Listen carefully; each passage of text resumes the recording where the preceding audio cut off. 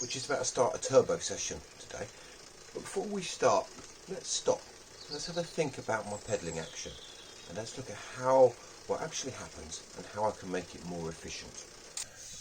So we're now down at the business end of the bike. Okay, this is your crankset, and to generate power, you're just going to push down on the pedals, which drives the chain, which in turn drives the back wheel and round and round. Okay, so some common mistakes that people make and some common ways just to improve power. Let's think about your pedalling, how your foot is positioned in relation. The pedal freely rotates around its basis. A common mistake is people drop their heels. So if I drop my heels, as I'm pushing down, almost what I'm doing is I'm pulling my foot down if I'm dropping my heel. Okay, and that's pulling on a lot more your hamstrings. So pulling that power, pulling the pedal down, keeping the ankle low is a common mistake. Instead, what we want to do is and I exaggerate slightly, come on to the top, is you want to have our foot at a higher angle. So what I'm doing here is I'm pushing through. So as you see, starting to push, ankles higher than the pedals, and I'm pushing down, utilising that power. So pushing down on the pedals. Okay, on the way up, on the way round, I'll keep my ankle high. So all the way around, my foot is remaining higher than the pedal. I'm exaggerating slightly, so being relatively flat is great. What I don't want to be doing is dropping my heel, because I'm dropping my heel here. You can see you're pulling down. Okay, that's the first common mistake, okay, that people make. And then let's look at how the actual pedal efficiency. So ignore the crank. It's an oval crank, so it looks strange as it goes round and round. So what I want to be doing is I want to be putting the power on. The sooner I can start putting power into the pedals, the more action I've got going forwards, and the longer I can keep that pedal action going round. So if I can push down and keep it going around further, the more power is introduced. So you hear the clicking when I'm not pushing down on the pedals. So when I get to here, you see pedaling all the way around. If instead I come down and I stop and I just pull up slightly, that's bad.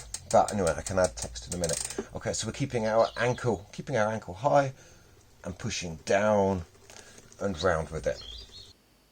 And let's just have a break from the garage for a second and look at Garmin Connect. It shows us the power outputs. So here we see a left-right balance of 45-55%. The the green and the blue, the light green and the blue, shows where the power starts coming on. So as we saw from the first bit of the video, top dead centre, 0 degrees. The power for for both legs, fairly even, is coming on just past that 45 degrees, and it's coming off just past 180 degrees. So they're pulling just round the bottom. The peak power element, so the big thick green and blue elements, is where that peak power is coming on. As you'd expect, it's round at about 90 degrees. Your legs just managing to generate the maximum amount of power through that zone, just through there. The earlier we can get the power on, the bigger we can make that peak power, the quicker we'll go, the more efficiently our cycle is. And now we swap to a different person, 52-48%, and you see here the power comes on just at or just before now top dead centre, and a much larger peak power ratio. So this person's power is a lot more efficient. They're managing to start pedaling earlier, finish pedaling later, and that position of where they're generating that peak element of power is a lot greater. So it's a lot more of an efficient cycle. And the second part of this video will come and explain some ways of achieving that and how to do that. Okay.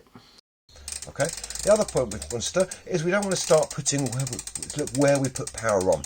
So the diagram that I showed you a few minutes ago shows you the pedaling action and the pedal efficiency. So if I can think about that, the longer I can be in contact and pushing down, the more power I can produce. So if I can start putting power on this point, so just before I come to 0, so 360, just before I come to 0, if I can start putting the power on sooner, I get bigger power on that aspect. You're going to get bigger power because that's utilising your quads. So I'm using bigger power there. Okay, and then keep power on past the bottom, so I don't get to here and stop pedalling. Okay, I want to keep, if I can, just keep pulling back slightly. So your pedalling action, stop, is I'm going to try and start putting the power on here. So I'm going to perhaps tilt my foot slightly so I've got more of a pull. Remember, if my ankle was here, my foot's coming back, I'm going to try pulling it down and it doesn't work. So a higher ankle enables you to start putting that power on earlier. That higher ankle then, when you get to the bottom, enables you to pull through the bottom of the stroke. Is people think about pulling up on the pedal stroke. Now, think about that. I'm pushing down on the pedal set and I'm producing all my power, big power there. What I'm producing on that stretch, so on this element, the pulling up element, is going to be a very small amount of watts. Instead, I think, so instead of pushing down here, lots of power, and here, there's not going to be the same level of power. So instead, for the upstroke, imagine this weight here. So that weight is my leg. Now if I just leave my foot from the bottom, if I leave my foot just sitting on the pedal, when I'm pushing down with the opposite leg, generating the majority of power, remember that is the stroke, the left leg here is where the power comes. If I've got that weight, I'm having to push down, and this is the weight of my leg, my foot, everything else. I'm having to overcome that weight. Okay, so that up action, if my foot's just resting there and it's not actively doing anything, I've got all that weight and I'm pushing down and I've got that extra weight and resistance. Instead, what we want to be doing is rather than actively, rather than actively pulling up, if I just lift, in the shoe slightly, just lift the weight of my foot slightly, so when it comes round, I'm pulling slightly, but my foot is more unweighted. Therefore, that resistance from that side is going to be a lot less. Okay? So a few elements of pedalling there. Ooh, that's heavy. So, our pedal stroke, the key elements. Ankle above a pedal. It enables us to put the power on earlier. Maximum power on the way down and round, so we're not just pushing on that part, we're trying to push all the way through to here. Come past slightly, so we're going to still pull as we're starting to push on that foot. Let's give it a bit of assistance by pulling back slightly on that foot, and then we're going to unweight our foot.